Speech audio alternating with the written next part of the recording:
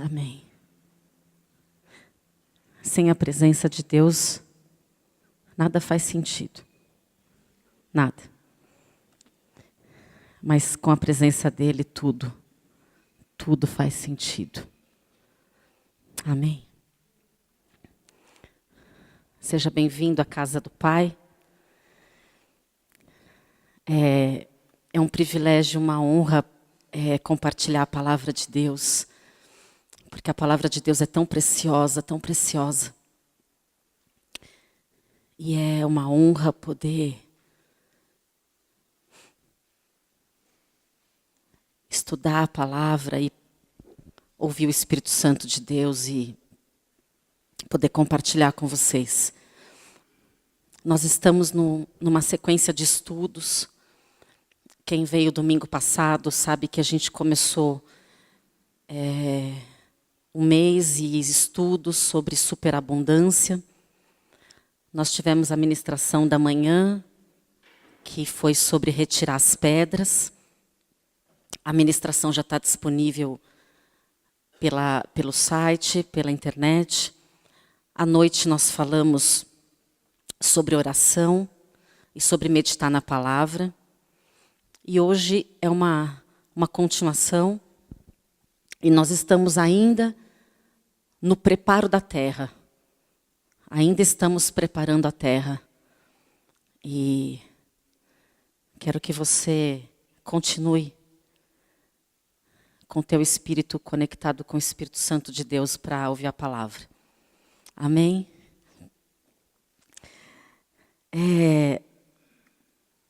Deus tem um princípio na palavra dele muito tremendo, do qual eu quero compartilhar com vocês sobre semeadura. Eu vou estar falando de muitos textos e aí eu vou pedir que você, ao invés de ficar abrindo a tua Bíblia, porque a gente vai vários textos, para a gente não perder tempo, você olha no telão. Pode ser? Porque a gente ganha tempo e a gente dá mais tempo para o Espírito Santo. O que eu quero compartilhar com vocês está em Deuteronômio 22:9. É um princípio divino dentro da preparação da terra. Diz assim: não semearás a tua vinha de duas espécies de semente, para que não fique sagrado todo o produto, ou para que não degenere o fruto, tanto da semente que semeares como o fruto da vinha. A minha tradução diz assim: não semearás a tua vinha com duas espécies de semente, para que não degenere o fruto da semente que semeaste a messe da vinha. Semana passada, eu falei sobre um texto de Mateus 21:33. E falei que eu ia voltar àquele texto para falar da cerca, não sei quantos se lembram. E lá no capítulo 21, versículo 33, Deus dá uma instrução de como a vinha deve ser plantada. E aí ele diz que tinha um proprietário que plantou uma vinha, colocou uma cerca, cavou um lagar e construiu uma torre. E nós estamos falando de semente porque a instrução de Deus a respeito de vinha, nós precisamos ter muito claro como deve ser essa semente, como deve ser esse plantio. Quando a gente parou, na semana passada falando de Mateus 21:33, essa cerca, ela fala de duas coisas. Primeiro, de proteção. Proteger a vinha contra a invasão dos inimigos. E a segunda coisa, que é o que nós vamos falar, a cerca fala de separação. A cerca fala de separação. E por isso a gente vai estudar na palavra de Deus agora o que a Bíblia diz sobre esse não semear duas sementes dentro da vinha. A palavra separação é a palavra santo. O que é santo é separado. Em Levítico, capítulo 19, no versículo 19, tem uma outra instrução para complementar essa que a gente acabou de ler de Deuteronômio, para exemplificar melhor para nós. Levítico 19 diz assim: guardarás os meus estatutos e não permitirás que os teus animais se ajuntem com os de espécie diversa. No teu campo não semearás semente de duas espécies, nem usará roupa de dois estofos misturados. É interessante, por que Deus diz para não semear com dois tipos de semente? E aqui é importante a gente entender que Deus não está falando contra a variedade de sementes, mas contra duas sementes de naturezas contrárias. Eu não posso semear com dois tipos de sementes que elas têm natureza contrária. Vamos adiante que a gente vai entendendo. Em Jeremias capítulo 15, versículo 19, Deus dá uma instrução ali para o profeta que ele deve separar essas duas sementes.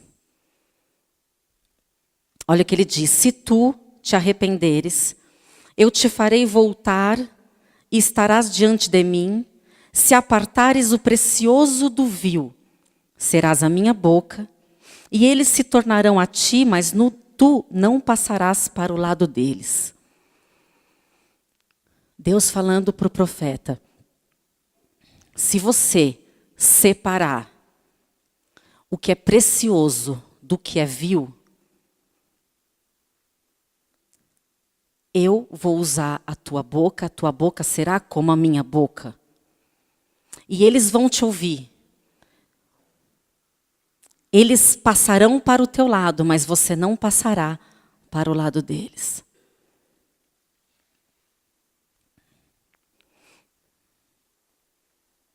Depois em Isaías, no capítulo 1, no versículo 3, Deus está falando de duas sementes novamente misturadas.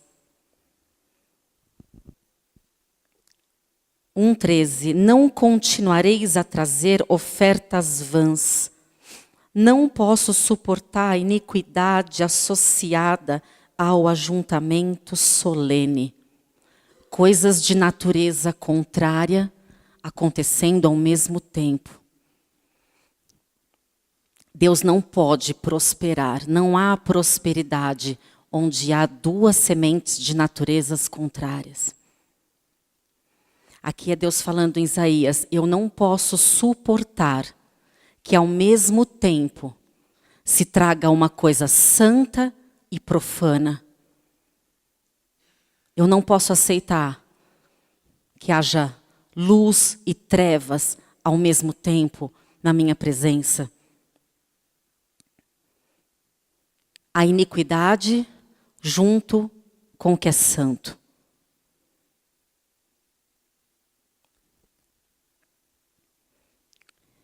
E há muita mistura no nosso meio, no nosso coração. E nós não sabemos mais o que é profano e o que é santo. Por isso que a gente precisa da presença de Deus e do Espírito Santo. Porque é tudo tão misturado dentro de nós, que a gente já não sabe como separar o que é profano do que é santo. Olha um outro texto, Tiago capítulo 3. No versículo 9 até o 12. Esse texto é bem conhecido, diz assim: com ela, com a língua, bendizemos ao Senhor e Pai. Também com ela amaldiçoamos os homens, feito à semelhança de Deus. De uma só boca procede bênção e maldição. Irmãos, não é conveniente que estas coisas sejam assim? Acaso pode a fonte jorrar do mesmo lugar o que é doce e amargo? Acaso pode a figueira produzir azeitonas ou a videira figos? Tampouco fonte de água salgada pode dar água doce? Duas espécies de sementes misturadas no mesmo lugar. Não pode acontecer da água doce sair de um lugar de água salgada. Não pode sair da mesma boca bênção e maldição, mas é o que acontece. Mas Deus está dizendo, não pode, mas é o que acontece. Por isso que Deus está dizendo, separa. Separa a semente, para que eu possa visitar a tua vinha. Acaso da mesma boca pode sair uma palavra de vida e de morte? Não deveria. Mas sai. Não sai? Duas espécies de sementes. E com o tempo, a gente perde a noção do que é torpe, do que é santo. Se aquela minha palavra está profanando meu Deus, ou não, se está glorificando o nome dele. Não há prosperidade, não há superabundância onde houver sementes de natureza contrária. Lá em 2 Coríntios, no capítulo 6, diz assim: acaso haverá comunhão entre trevas e luz? Poderão andar dois juntos se não houver acordo? Que comunhão há entre Jesus e o maligno, Deus e o maligno? Que comunhão há entre luz e trevas? Há alguma comunhão? Não.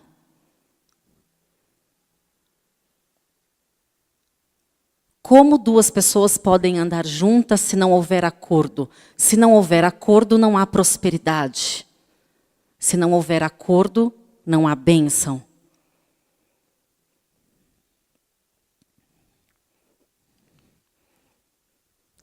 Tudo isso,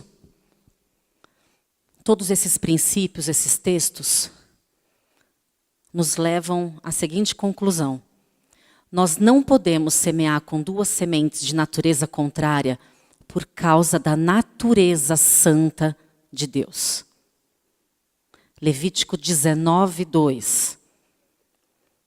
Porque eu sou santo, sedes também vós santos. Por causa da natureza de Deus, que é única, é santa, ele não pode admitir mistura.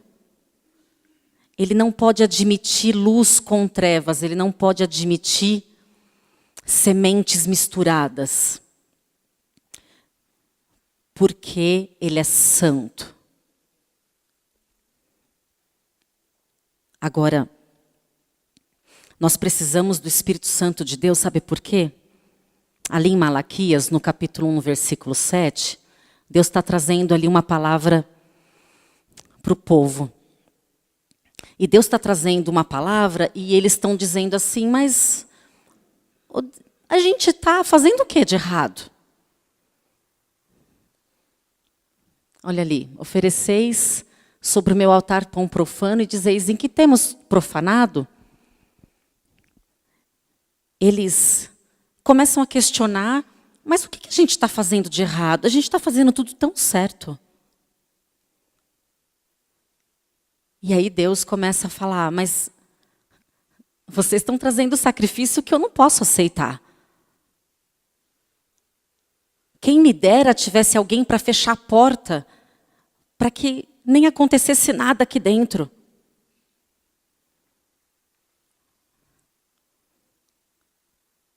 Por isso que nós precisamos do Espírito Santo, porque só Deus pode avaliar o que é santo e o que é profano. Nós não conseguimos fazer isso. Aquilo que nós fazemos antes de vir ao culto é profano ou santo? Quem pode dizer? Deus. Aquilo que eu faço depois do culto, quando eu estou sozinha, aquilo que eu digo, aquilo que eu vejo, aquilo que eu ouço, é profano ou santo? Porque o meu critério de santidade é bem diferente do critério de Deus. Deus tem um critério, vamos dizer assim, top, né? O critério dele é bem diferente do nosso. Tudo o que eu faço, o que eu vejo, o que eu canto, o que eu oro, como eu convivo na minha casa, como é meu casamento, como são as minhas vestes, tudo eu preciso colocar diante do critério de Deus. E Ele vai avaliar. Porque às vezes eu acho que eu estou semeando com só um tipo de semente. E aí quando eu coloco diante de Deus, Ele diz assim, não, Jane, isso é profano, está misturado. Mas Deus nem está interferindo. Porque às vezes, porque não vem um raio na nossa cabeça, a gente acha que está tudo bem. Né? Mas será que está tudo bem para Deus? Quando você coloca diante dele o teu coração, aí Deus traz uma palavra dessa, aí você chega para Deus e fala, mas Senhor, o que eu tenho? O que eu estou te profanando? E aí Ele vai mostrar. A palavra dele, ela é uma espada, ali em Hebreus 4:12 diz assim, né? Que a palavra dele vem para separar. Vem para separar os propósitos e as intenções do coração. A palavra de Deus, ela vem, imagina aquela coisa que corta assim, ó, e separa o que é e o que não é. O que é santo do que é profano. Só a palavra de Deus pode fazer isso. E só o Espírito Santo pode nos dar o entendimento do que está no meu coração, das minhas atitudes, porque Deus não pode aceitar ofertas vãs. Ele não pode aceitar louvores que não são verdadeiros. Ele não pode aceitar orações que são da boca para fora. Ele não pode aceitar aquele que vem e ministra santidade, sair daqui e fazer algo profano. Mas eu acho que não é profano aquilo. Ontem eu estava discutindo esses textos com meu marido e foi uma discussão boa. E às vezes a gente está tão preocupado em agradar pessoas, mas se a gente não fizer aquilo, se a gente não for naquele lugar, a pessoa vai ficar chateada, ou a pessoa isso, aquilo. E aí ontem a gente conversou assim, mas o que Deus pensa? Deus quer que eu vá? O que Deus pensa dessa música? Não tem nada a ver. Para mim não tem nada a ver. Você já perguntou para Deus? Não tem nada a ver assistir aquele programa. Você já perguntou para Deus? Uma vez uma pessoa disse assim para mim que não pergunta para Deus, sabe? Porque ela não quer ouvir. Porque ela gosta muito de assistir aquele programa. E gosta muito de ouvir aquela música. E gosta muito de fazer aquela coisa. Então ela não coloca diante de Deus, para que Deus então não fale. Ainda ela disse assim, porque na nossa ignorância, Deus não nos condena na ignorância. Como assim? Né? Como se a gente pudesse esconder de Deus o que a gente faz antes de estar aqui. A gente pode até fisicamente estar aqui louvando e adorando a Deus, mas dentro de nós, a gente pode não estar adorando nem glorificando o Senhor. E Deus diz na palavra dele, eu não posso aceitar esse tipo de coisa na minha presença. Se houver duas naturezas de semente na vinha, eu não posso visitá-los. Eu não posso, porque é contrária à natureza de Deus. Deus não aceita negociação. Não adianta você negociar com Deus, sabia? Você negocia com pessoas. Não adianta negociar com Deus. Ele não abre mão do critério de santidade dele. Não adianta você dizer que é só uma vezinha que você vai fazer. Não tem conversa com Deus. Deus não é neutro. Deus não é um Deus neutro. Ele é um Deus justo, um Deus santo. E ele não aceita negociação. Então nós precisamos do Espírito Santo para que haja consciência de pecado. No Salmo 51:4, é um salmo quando Natã, o profeta Natã, vem falar com Davi. Ele tinha acabado de acontecer aquele episódio dele ter dormido com a Betseba. E esse salmo é um salmo muito tremendo, porque ali Davi reconhece que não só ele pecou contra pessoas pelo que ele fez, mas ele pecou contra o Deus dele. Contra ti, Deus, eu pequei. Eu fiz o que era mal perante os teus olhos. Eu fiz o que era sujo diante de um Deus que é santo. E essa consciência de pecado só o Espírito Santo pode dar. Só o Espírito Santo.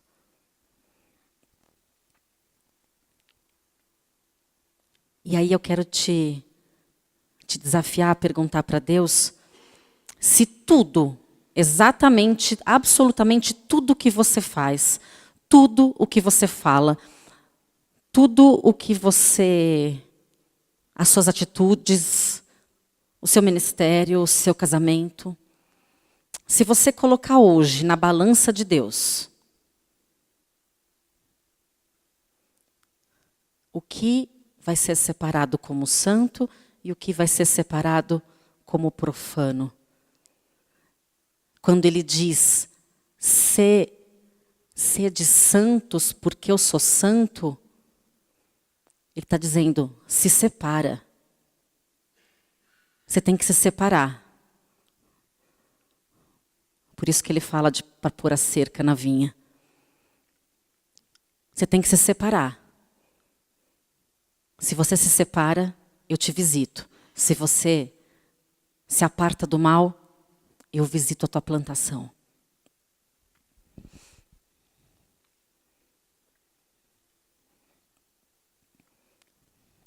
E aí, a gente tem um texto muito sério na palavra de Deus, que é em Apocalipse, que é um texto que a gente vai tomar para nós, para a gente orar. Ali em Apocalipse está falando de um povo que acha que está tudo bem e Deus vem para dizer que não está tudo bem. De um povo que acha que está tudo correto, tudo santo, tudo em ordem, e aí Deus vem para dizer que, na verdade, eles não sabem de nada, porque está faltando tudo, porque está faltando a presença dele, a santidade dele. Olha o que diz ali em Apocalipse 3, 17 e 18. Pois dizes em teu coração, estou rico e abastado, e não preciso de coisa alguma, e nem sabes que tu és infeliz? Sim, miserável, pobre, cego e nu. Aconselho-te que de mim compres ouro refinado pelo fogo, para te enriqueceres, vestiduras brancas para te vestires, a fim de que não seja manifesta a vergonha da tua nudez, e colírio para ungires os teus olhos, a fim de que vejas. Eu fiquei pensando, qual é o preço para comprar isso de Deus? O preço é um coração quebrantado. Um coração quebrantado Deus não despreza. Eu compro dele ouro refinado, o ouro que passou pelo fogo. Eu compro vestes brancas para cobrir a minha vergonha, a minha nudez e o meu pecado. E compro dele colírio para os meus olhos, para que eu veja. Para que eu veja o meu Deus e me veja. E eu preciso me voltar para ele, então. Eu tenho que reconhecer, como Davi disse, Foi contra o Senhor. O que eu estou fazendo é contra o Senhor. O que eu faço não é santo, Deus. Eu estou levando fogo estranho para o altar. Isso é tão sério. Tem fogo estranho na minha casa. Tem fogo estranho na minha boca. Tem fogo estranho nos meus olhos.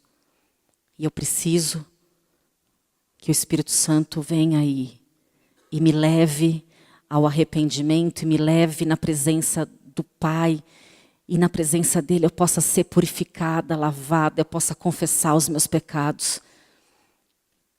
E então, aí então, eu posso ser visitada por Deus. Todos nós queremos aqui sermos prósperos. Queremos experimentar a presença de Deus, mas como nós dissemos semana passada, há um preço para ser pago. Estar diante de Deus em espírito e em verdade, com coração sincero. Deus quer nos abençoar. Vocês não têm ideia quanto Deus quer visitar a tua vinha. Quanto Deus quer te abençoar. O quanto Deus quer derramar mais. Mas Ele precisa que a semente seja separada. Ele precisa que haja santidade no nosso meio, no nosso coração. Em nome de Jesus.